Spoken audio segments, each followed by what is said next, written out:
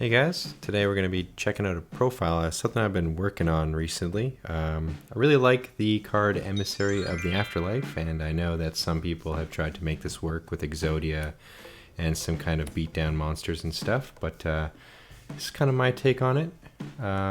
It's more of a control deck. So first of all, obviously we have 3 Emissary of the Afterlife. This monster can get you a level 3 normal monster. It's mandatory.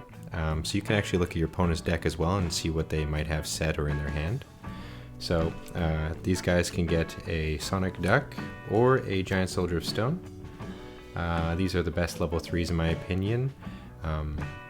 This guy is great for playing against warriors. It's good defense, and this is the strongest level 3 monster that you can get. The one downside to the Giant Soldier of Stone, though, is because most of the time I don't set monsters in defense position, so this guy is prime target for Nobleman of Crossout. But if they don't have that, it's excellent. And I also play Skill Drain, so this becomes even greater defense if they have no answer with, like, for example, the Nobleman of Crossout. Next we play a single copy of Exile Force, Sangan, and Breaker the Magical Warrior. I do play Skill Drain, so Exile Force works under Skill Drain because you tribute it as cost. Sangan as well, when it goes to the graveyard it activates, and Skill Drain only negates on the field. And the Breaker is just an excellent one-of card. If you don't have Skill Drain, it's a good monster just in general. And it's also a dark, and I do play Blackluster Soldier, so we have an ample amount of darks to use. I'm not really interested in the water package I see floating around in this style of deck because it has too much problems with Skill Drain, whereas almost all of my cards are live through Skill Drain except for Breaker the Magical Warrior. One Blackluster Soldier, obviously we're going to use Darks and Lights. I'm playing 1 Zaborg and 2 Mobius. These are my tribute summoned monsters. The Zaborg is great for being a light monster, and Mobius is great for hitting the back rows. I do play Skill Drain, like I said, but I'm maxing out the Book of Moons to chain to their effects, and whenever you do summon, even if Skill Drain's on the field, you want to activate the effect just in case they use Torrential or Bottomless or something like that. So you'd be able to still destroy cards on the field.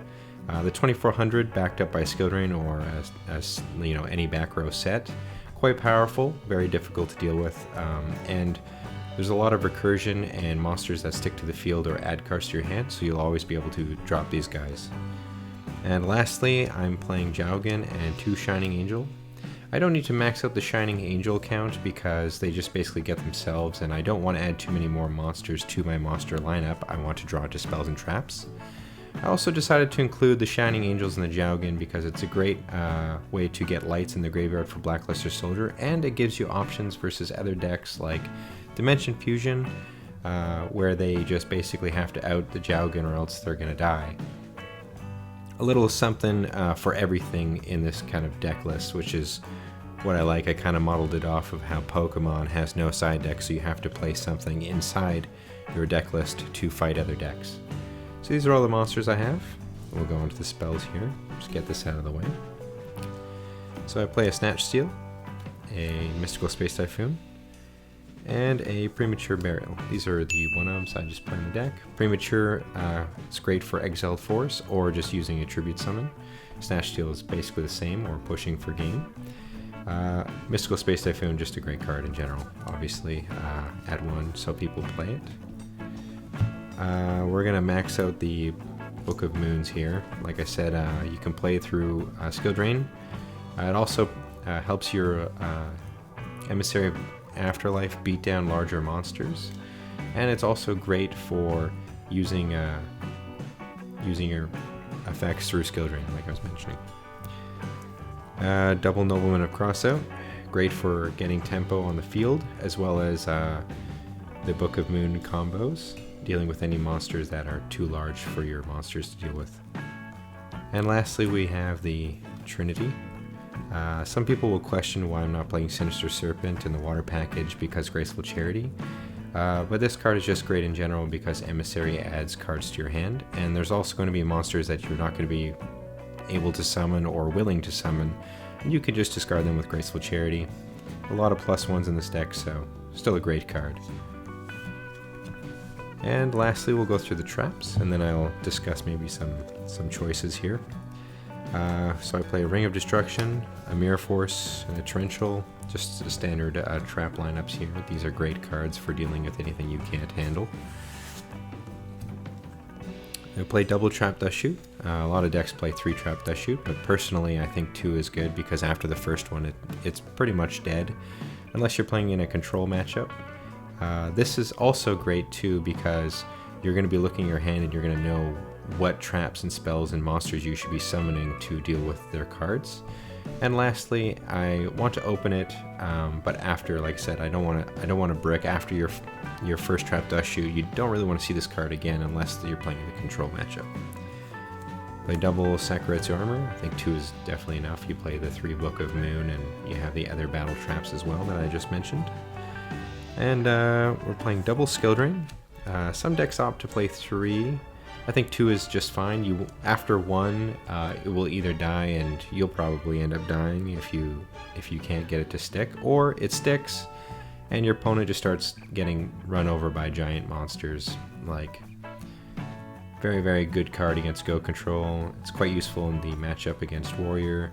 The Chaos Control, even just plain Dimension Fusion decks, it's quite powerful because they can't use any of their effects to keep drawing cards. I play a Call of the Haunted, an excellent card here for, like I said, Exile Force, my Emissaries to add more cards to my hand, or just use this for a Tribute Summon into a Monarch. And lastly, we play 3 Solemn Judgments. It's a great card, helps your skill drain stick to the field. It's also necessary now that many other people are playing 3 Solemn Judgments as well, so you're going to need to use these to counteract their Solemn Judgments and keep your monsters and skill drain going on the field.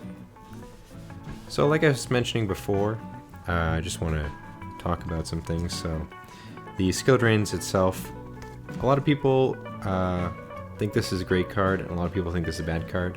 I think it's a great card unless your opponent's playing Giant Trinade. This is a problem card. Paying 1,000 life points to do nothing and get Giant Trinade. In most Dimension Fusion decks play like 2 to 3. It's also not the greatest versus decks that play a lot of Dust Tornadoes or Regeki Breaks. The Solemn Judgments are there really to protect this card.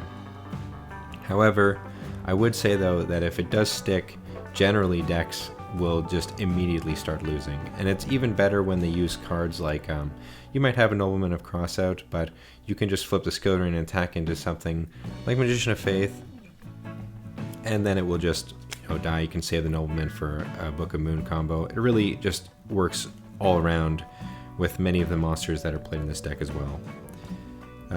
Again, the Trap Dust Shoots I mentioned, I think 2 is good. 3 is okay in other decks as well, like in more grindy, controlled type decks, like Go Control and stuff like that. I think that's great, even in Warrior. But this one, for me, Trap Dust Shoot seemed okay for me at 2. The 3 Book of Moons is fantastic.